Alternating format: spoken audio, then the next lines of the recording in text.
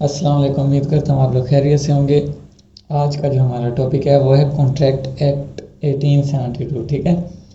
Topic start करने से पहले मेरी आप सबसे रिक्वेस्ट है कि मेरा यूट्यूब चैनल लाइक, सब्सक्राइब और शेयर लाजमी कर दें, साथ में बेल आइकन भी प्रेस कर दीजिएगा। तो टॉपिक पे आते हैं। अच्छा, आज टॉपिक है हमारा कॉन्ट्रैक्ट एक्ट। ठीक है। हमने इसके आज एसेंशियल को देखना है और उसके बाद हमने जो इसके एसेंशियल हैं उनको हमें प्रॉपरली रीड करना है, उनको समझना है और फिर एंड पे हमने देखना है रेवोकेशन का प्रोसेस। ठीक है। रेवोकेशन के ग्राउंड्स कौन कौन से होते हैं और किस तरह से हम कॉन्ट्रैक्ट को रिवोक कर सकते हैं। स्टार्ट करते हैं। अच्छा, कॉन्ट्रैक्ट एक्ट। ठीक है। 1872, इसे 1872 क्यों कहते हैं? क्योंकि 1872 से आगे ही इसको इम्प्लीमेंट किया गया। ठीक है। एक्ट इसलिए कहते हैं क्योंकि ये एक स्टैट्यूटरी लॉ है, ये एक रिटन फॉर्म में मौजूद है। कॉन्ट्रैक्ट से क्या मुराद है? कॉन्ट्रैक्ट से मुराद क्या है? दो लोगों के दरमियान आपस में मुआहदे को कॉन्ट्रैक्ट कहते हैं। ठीक है। वो हम आगे इसको पढ़ते हैं। Contract act 1872 was taken from English common law. वो कहते हैं जो कॉन्ट्रैक्ट एक्ट है इसको इंग्लिश कॉमन लॉ से लिया गया है, अखज़ किया गया। ठीक है। इंग्लिश कॉमन लॉ कौन सा है? जिसको हम फॉलो कर रहे हैं, जिसको रोमन लॉ भी कहते हैं। ठीक है। And it is implemented in Pakistan as contract act 1872 Pakistan to regulate contract in Pakistan. Contract act 1872 को पाकिस्तान में इसलिए इम्प्लीमेंट किया गया ताकि जितने भी पाकिस्तान में कॉन्ट्रैक्ट के केसेस हैं उनको प्रॉपरली डील किया जा सके, रेगुलेट किया जा सके। ठीक है। उसके बाद the law defines where the promises become binding to the contracting parties as we enter into many contracts daily. ठीक है। देखें, वो कहते हैं ये जो लॉ है ये डिफाइन करता है जो प्रोमिसेस होते हैं ना पार्टीज़ के दरमियान, जो वो डेली रूटीन में एक दूसरे से कॉन्ट्रैक्ट करते हैं, आपस में पार्टीज़ कॉन्ट्रैक्ट करती हैं, तो उन प्रोमिसेस, उन कॉन्ट्रैक्ट्स को बाइंडिंग करने के लिए एक दूसरे के ऊपर उनको इम्पोज करने के लिए जो लॉ बनाया गया ये उसके लिए। The law defines where promises become binding, मतलब ये लॉ वो है जो प्रोमिसेस को बाइंडिंग करता है कॉन्ट्रैक्टिंग पार्टीज़ पे, जो दो पार्टीज़ होती हैं उनके ऊपर इसको बाइंडिंग कर देता है। As we enter into many contracts daily, जैसे हमारे डेली के काफ़ी किस्म के कॉन्ट्रैक्ट्स होते हैं। ठीक है। हमें डिफरेंट पर्पसेस के लिए। खैर, आगे हम इसको देखते हैं। आगे इसके बाद आ जाता है the following are essential conditions that make an agreement or promises a contract. ठीक है। कुछ एसेंशियल्स हैं और कुछ कंडीशंस हैं जो कि प्रोमिसेस को कॉन्ट्रैक्ट में तब्दील कर देती हैं। और आपने एक मशहूर मुहावरा सुना होगा कि all the contracts are agreement but not agreements are contract. वो कहते हैं सब कॉन्ट्रैक्ट्स एक किस्म के एग्रीमेंट्स होते हैं, लेकिन सारे एग्रीमेंट्स कॉन्ट्रैक्ट नहीं हो सकते। क्यों? क्योंकि मोस्टली जो एग्रीमेंट्स होते हैं वो जो कॉन्ट्रैक्ट के एसेंशियल हैं, जो कॉन्ट्रैक्ट एक्ट में डिफ़ाइन किए गए हैं, उन पे पूरा नहीं उतरते, तो इसलिए all the agreements are not contract. लेकिन जब कॉन्ट्रैक्ट की बात करें, एग्रीमेंट भी एक किस्म का दो पार्टीज़ के दरमियान कुछ मुआहदे को ही कहते हैं, लेकिन उसमें फ़र्क ये आ जाता है कि तमाम जो कंडीशंस हैं कॉन्ट्रैक्ट एक्ट की वो मुकम्मल तौर पे फुलफ़िल नहीं होती, तो इसलिए उसको सिर्फ एग्रीमेंट कहा जा सकता है और वो इन्फोर्सेबल नहीं भी हो सकता। लेकिन कॉन्ट्रैक्ट एक्ट के अंडर जो भी कॉन्ट्रैक्ट्स किए जाएंगे वो इन्फोर्सेबल बाई लॉ होंगे, इसलिए all the contracts are agreement. ठीक है। खैर, हम एसेंशियल्स को देखते हैं। सबसे पहली जो एसेंशियल है वो है both the parties have the intention to make contract. अब इसमें मेन पॉइंट क्या है? इंटेंशन। अच्छा, इंटेंशन से मुराद ये है कि अब आप देखें आपका प्लान क्या है, आपका एम क्या है, कि आप चाहते क्या हैं। आपकी जो इंटेंशन है वो सेम होनी चाहिए आपकी दोनों पार्टीज़ की। ठीक है। जिस तरह से आप एग्जांपल ले लें कि आपने एक मुआहदा किया, ठीक है, एक कॉन्ट्रैक्ट किया दो पार्टीज़ ने आपस में। ठीक है। वो ये कॉन्ट्रैक्ट किया है कि आपकी जो बाइक है वो आप दूसरी पार्टी को एज ए रेंट पे दे रहे हैं, ठीक है, उसे आप फेयर लेंगे, उस बाइक का मंथली होगा, हफ्ते होगा, जैसे भी होगा वो आप कॉन्ट्रैक्ट में डील कर सकते हैं उसको। लेकिन अगली पार्टी ये समझती है कि ये मुझे सेल कर रहे हैं, तो दोनों की इंटेंशन सेम होनी चाहिए। आपकी इंटेंशन भी रेंट के हिसाब से होनी चाहिए और उनकी इंटेंशन भी रेंट के हिसाब से ही होनी चाहिए। ये नहीं कि उनकी इंटेंशन रेंट के हिसाब से और आपकी इंटेंशन रेंट के हिसाब से और सामने वाले पार्टी की इंटेंशन सेल परचेज के हिसाब से है, तो इस तरह से कॉन्ट्रैक्ट वैलिड नहीं होगा, ठीक है। उसके बाद हम देखते हैं सेकंड पॉइंट, ठीक है। One party offers the contract and the other accept it. अब दूसरा एसेंशियल क्या है, ऑफर एंड एक्सेप्टेंस। अब आप देखें ऑफर क्या है, इससे मुराद ये होता है कि ऑफर में आप एक विलिंगनेस शो करते हैं, ठीक है। विलिंगनेस से मुराद क्या है कि आप एक मतलब आप देख लें चाहत शो करते हैं कि आप आप उनको कोई चीज़ ऑफ़र कर रहे हैं, ठीक है। और एक्सेप्टेंस में क्या आ जाता है, उस ऑफ़र के रिस्पॉन्स में अगर आप जो आपकी विलिंगनेस है, जो फर्स्ट पार्टी की विलिंगनेस है, उसको आप एक्सेप्ट कर लेते हैं तो वो एक्सेप्टेंस में आ जाएगा, ठीक है। उसमें वो एक्सेप्टेंस की इंडिकेशन आ जाती है, ठीक है। ऑफ़र एंड एक्सेप्टेंस, एक अपनी विलिंगनेस शो करता है और दूसरा उस विलिंगनेस को एक्सेप्ट कर लेता है, ये आ जाता है ऑफ़र एंड एक्सेप्टेंस में, ठीक है। उसके बाद हम देखते हैं third point, there must be a consideration for the contract, ठीक है। अच्छा, कंसिडरेशन सबसे अहम ये पॉइंट है, मोस्टली स्टूडेंट्स होते हैं वो इस चीज़ को समझ नहीं पाते। अच्छा, कंसिडरेशन क्या है? कंसिडरेशन एक ऐसा अमल है, एक ऐसा एक्शन है जिसमें जब दो पार्टीज आपस में कॉन्ट्रैक्ट करती हैं तो वो कुछ ना कुछ ले दे के कॉन्ट्रैक्ट करती हैं। अब ऐसे तो नहीं, कॉन्ट्रैक्ट ऐसे तो नहीं होता कि आपने बस एक को अपनी प्रॉपर्टी दे दी और बात वहीं ख़त्म। अब देखें, ऑफ़र जब आप करेंगे तो फर्स्ट एक्शन ये है ऑफ़र, ठीक है। ऑफ़र कहते हैं जो ऑफ़र करता है, ठीक है। जो एक्सेप्टेंस करता है उसे एक्सेप्टर कहते हैं, ठीक है। तो अब आप देखें कि अब there must be a consideration for the contract. Consideration से मुराद ये है कि ले दे के बात करना, मतलब जब आप कोई कॉन्ट्रैक्ट करेंगे तो उसके रेस्पॉन्स में आपको या तो आपको कोई प्रॉपर्टी दी जाएगी, प्रॉपर्टी वेल्थ की शेप में भी हो सकती है या किसी और हिसाब से भी हो सकती है। मतलब आपने कॉन्ट्रैक्ट किया अपना घर बेचने का, ठीक है, घर सेल करने का, ठीक है। वो जब आप कॉन्ट्रैक्ट करेंगे तो उसके रिस्पॉन्स में जब आप घर सेल करेंगे तो उसके रिस्पॉन्स में आपको वो कुछ पैसे देगा, ठीक है। तो वो पैसे क्या है, वो कंसिडरेशन है उस रिस्पॉन्स में जो आपने ऑफ़र की थी कि मैं ये घर सेल करना चाहता हूँ।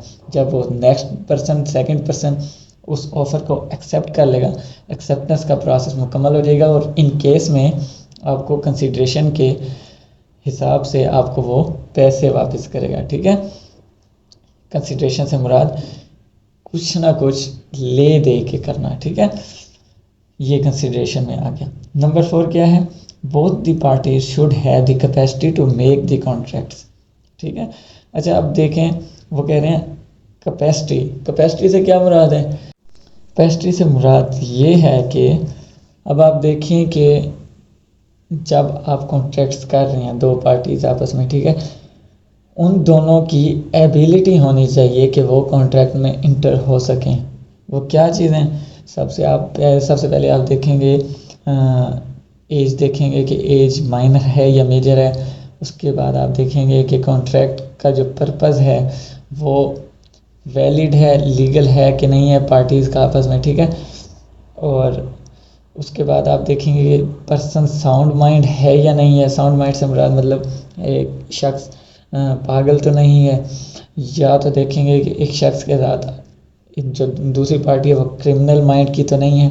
तो ये चीज़ें कैपेसिटी देखनी है। और सबसे बड़ी बात पॉइंट ये भी हो सकता है कि अब अब आप देख लें कि एक प्रॉपर्टी है, ठीक है, वो प्रॉपर्टी आपकी नहीं है और आप आप एबिलिटी नहीं रखते उस प्रॉपर्टी को सेल करने का, क्योंकि वो प्रॉपर्टी आपकी नहीं है, लेकिन आप किसी के साथ कॉन्ट्रैक्ट कर लेते हैं कि मैं ये प्रॉपर्टी सेल करना चाहता हूँ, तो ये भी आपकी कैपेसिटी में नहीं आता, ये आपकी एबिलिटी नहीं है।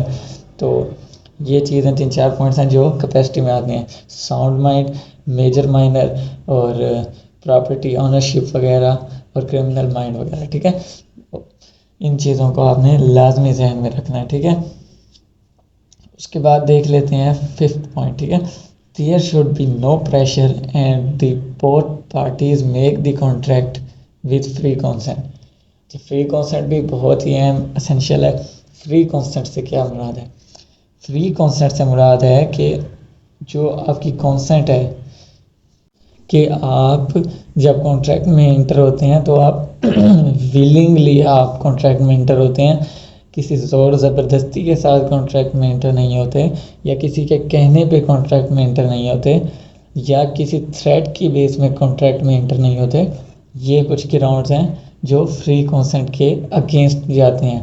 अब फ्री कंसेंट से क्या मुराद है कि आपने अपनी विलिंगनेस जो है वो आपने फ्रीली शो करनी है, आपने किसी ज़ोर ज़बरदस्ती के सहारे से कॉन्ट्रैक्ट में नहीं आना।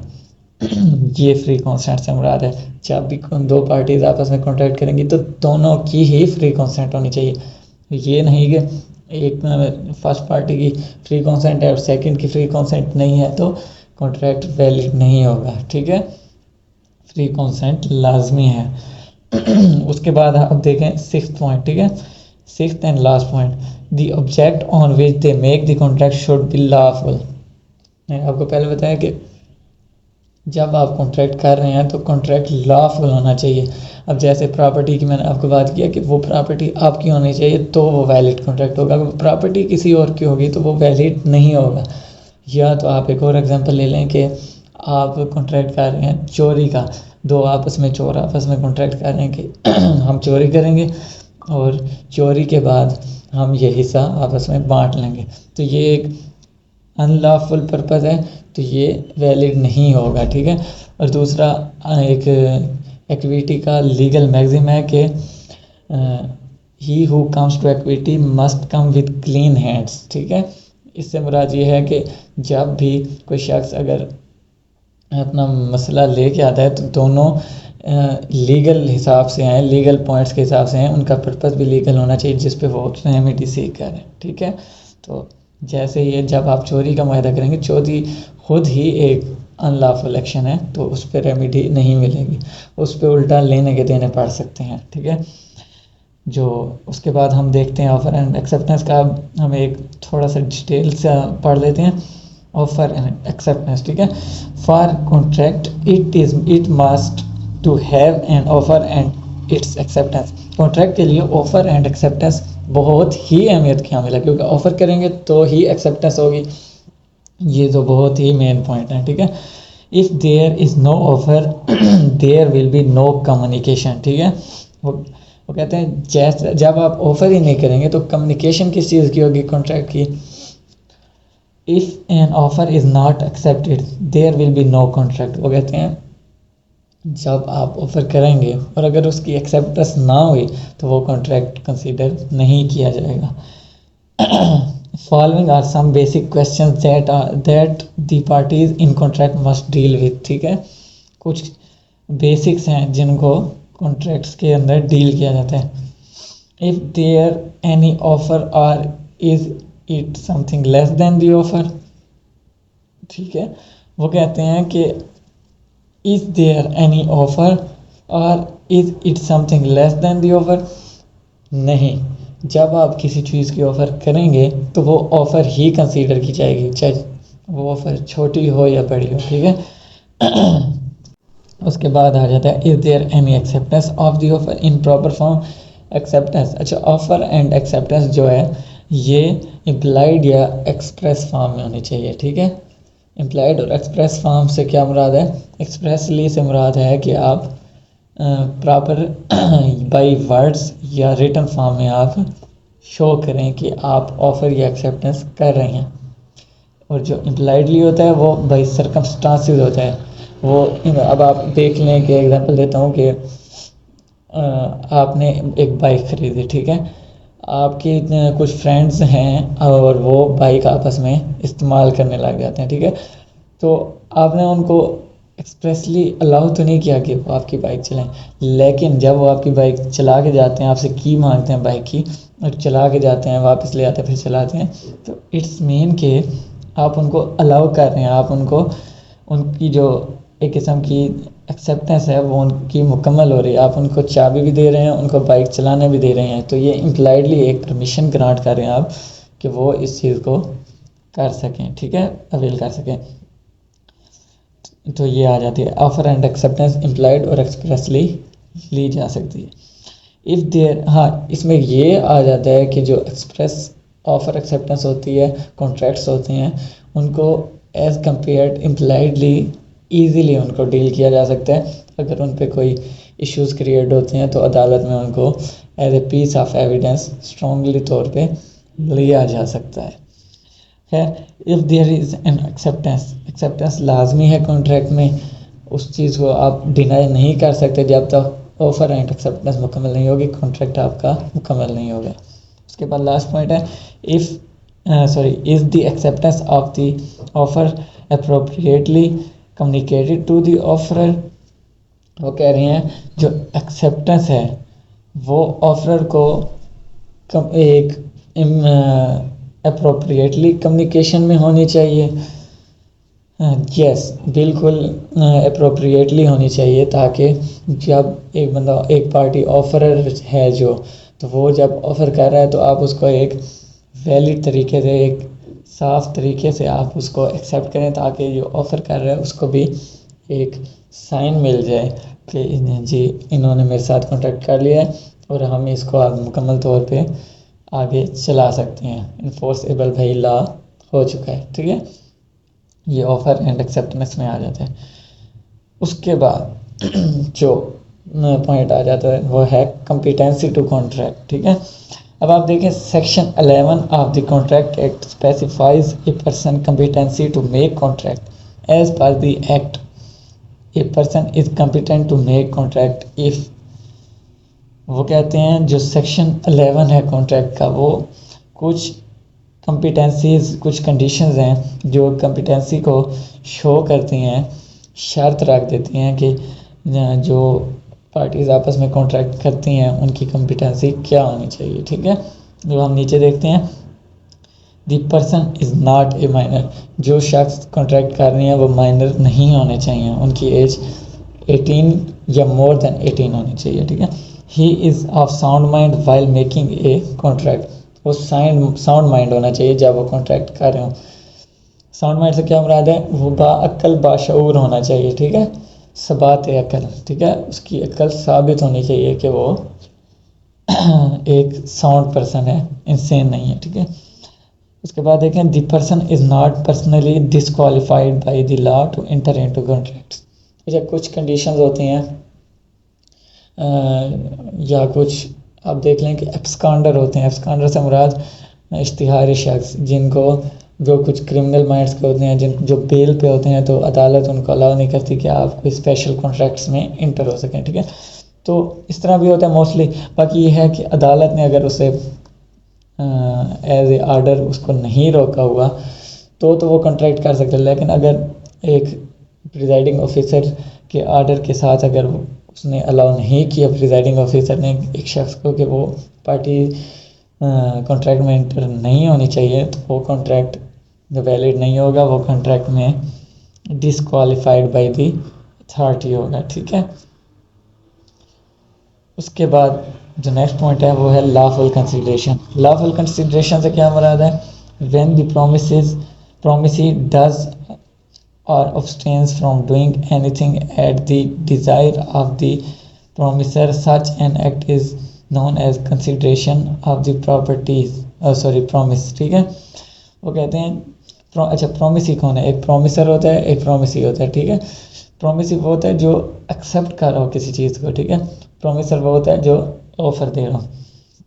अब देखें वो कह रहे हैं प्रोमिसी, अगर प्रोमिसी को कहा जाता है, फर्स्ट पार्टी कहती है कि आपने इस चीज़ से नहीं, इस चीज़ को आपने नहीं करना, इस चीज़ से आपने बाज रहना है, आपने अपनी डिज़ायर शो करनी है कि आप फर्स्ट पार्टी जब डिज़ायर शो करती है कि आपने इस चीज़ को नहीं करना, इस चीज़ से बाज रहना है या आपने ये काम कर देना है।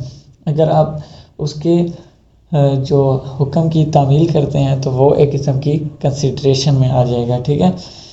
अब आप देखें both parties must support an agreement with lawful consideration. Lawful consideration होना चाहिए। अब एक लीगल राइट है। अब आप देखें लॉफुल कंसिडरेशन से क्या मुराद है, एक लीगल राइट है आपका कि आप खाना खाएं। लेकिन जब आप कॉन्ट्रैक्ट एक बंदे के साथ आप कॉन्ट्रैक्ट कर लेते हैं कि यार मैं खाना नहीं खाऊंगा और मैं भूखा रहूँगा 4-5 दिन या 3 दिन 4 दिन जैसे भी हो, मैं भूखा रहूँगा, तो ये वैलिड कॉन्ट्रैक्ट नहीं होगा, ये लॉफुल कंसिडरेशन नहीं होगी। क्यों? क्योंकि वो उसका लीगल राइट है वो खाना खाए, ठीक है। तो अनलॉफुल नहीं होना चाहिए। The consideration is considered lawful until the unless, ठीक है। It is forbidden by law. वो कहते हैं कंसिडरेशन तब तक लॉफुल होगी जब तक वो फॉरबिडन बाई लॉ ना हो, लॉ ने उसको फॉरबिड ना किया, उसे बाज आने का ना किया गया, ठीक है। It's nature will defeat the provision of any other if permitted. जो भी प्रोविज़न होगी कॉन्ट्रैक्ट की वो दूसरे जो अदर लॉज होंगे उनको डिफीट करेगी अगर ग्रांट की गई होगी, अगर ओवरराइड करेगा। कुछ लाज होते हैं जो एक दूसरे लाज को ओवरराइड करते हैं इन्हें, और कुछ लाज में एक्सप्रेसली लिखा गया होता है, रिटन फॉर्म में लिखा गया होता है कि ये बाकी लाज को ओवरराइड करेगा, ठीक है। Third point, it is a fraud और इंजरियस टू द पर्सन और प्रॉपर्टी ऑफ समवन एल्स। वो कहते हैं ये आप ये कॉन्ट्रैक्ट भी नहीं कर सकते कि जब आप एक ऐसा कॉन्ट्रैक्ट करेंगे जो किसी और की प्रॉपर्टी को इंजर करे या हार्म करे, वो भी अनलॉफुल कंसिडरेशन होगी। इट इज़ इमोरल और against public policy as per the code. अगर कोई पब्लिक पॉलिसी या इमोरल कॉन्ट्रैक्ट आप कर रहे हैं जो कि किसी की किसी की मोरालिटी को हार्म करे तो वो भी कोर्ट के आर्डर के मुताबिक अनलॉफुल कंसिडरेशन होगी। It is in any form money services good promises to marry, ठीक है। वो कहते हैं ये जो कंसिडरेशन है किसी भी फॉर्म में हो सकती है, money services good promise to marry. मैंने आपको पीछे बताया कि वेल्थ या प्रॉपर्टी की फॉर्म में हो सकती है, property money service good promise to marry. Consideration ये 3-4 फॉर्म इस्तेमाल होती हैं कॉन्ट्रैक्ट में, ठीक है। तो लास्ट जो हमारा पॉइंट है वो है रेवोकेशन ऑफ ऑफर, ठीक है। रेवोकेशन क्या है? कैंसिलेशन, ठीक है। रेवोकेशन से मुराद है आप जान छुड़वा रहे हैं। अब आप किसी चीज़ से जान छुड़वाना चाहता हूँ या आप कोई अपना मुआहदा कैंसिल करना चाहते हो, ठीक है। रेवोकेशन ऑफ ऑफ़र, ठीक है। रेवोकेशन ऑफ ऑफ़र से क्या मुराद है? आपने एक ऑफ़र कर दिया, आप उससे कब पीछे हट सकते हैं, ठीक है। The offer can revoke the offer any time before the offer communicates to the offeror about acceptance of the proposal, ठीक है। अच्छा, प्रपोज़ल क्या है? प्रपोज़ल से मुराद ये है कि जब आप कोई चीज़ ऑफ़र करते हैं वो आप एक किस्म का प्रपोज़ल देते हैं, ठीक है। ये है प्रपोज़ल से मुराद। अच्छा, वो कहते हैं कि ऑफ़र को आप कब रिवोक कर सकते हैं? ऑफ़र को आप तब तक रिवोक कर सकते हैं जब तक जो एक्सेप्टर है, जो प्रपोज़ल को एक्सेप्ट कर रहा है, जब तक वो आपकी जो ऑफ़र है ना, जो आपने किसी जो सेकंड पार्टी को ऑफ़र की है, जब तक वो उस जो एक्सेप्टर है उस ऑफ़र के लिए आपसे कम्युनिकेट नहीं कर लेता, उससे पहले तक आपके पास टाइम है कि आप उसको रिवोक कर लें। लेकिन जैसे ही उसने पहले लास्ट बोल दिया कि जी मैं इसको एक्सेप्ट करना चाहता हूँ या कर लेता हूँ, वहीं पे आपका राइट ऑफ रेवोकेशन ख़त्म हो जाएगा, ठीक है। इस चीज़ को आपने लाजमी सहन में रखना है, ठीक है।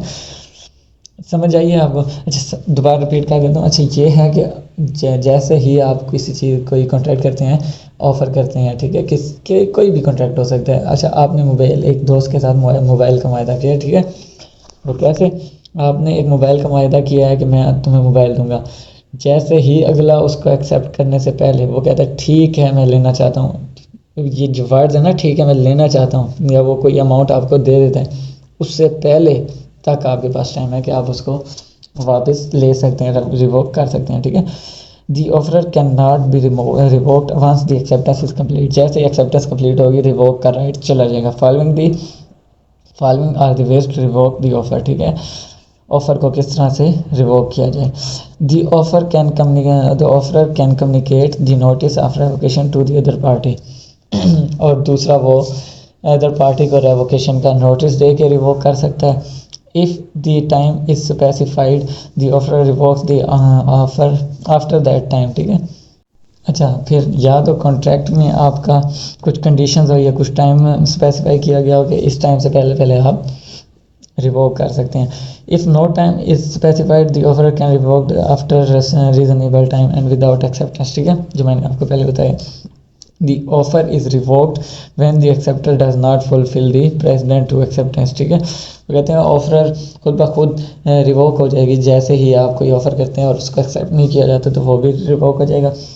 when the offer dies or becomes insane and the acceptance become to known, अच्छा, when the offer dies or becomes insane, जब ऑफर जो ऑफ़र करने वाला है वो मर जाता है या बिकम इंसेन या पागल हो जाता है, and the acceptor comes to know the effect of death और insanity, the offer is revoked. जब ये दो ग्राउंड्स होंगे, अगर इनको कंडीशनली एक स्पेशल कॉन्ट्रैक्ट, अच्छा एक कॉन्ट्रैक्ट्स होते हैं और एक स्पेशल कॉन्ट्रैक्ट्स होते हैं, स्पेशल कंडीशंस होती हैं कॉन्ट्रैक्ट के अंदर कुछ कॉन्ट्रैक्ट्स, ठीक है, उसको कहते हैं स्पेशल कॉन्ट्रैक्ट्स, ठीक है, या स्पेशल कंडीशन।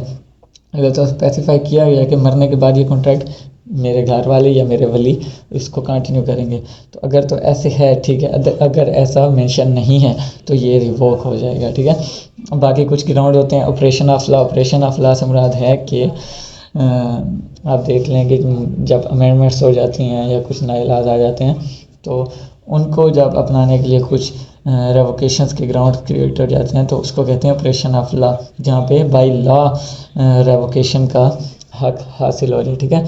या तो बाय दी एक और ग्राउंड आ जाता है कि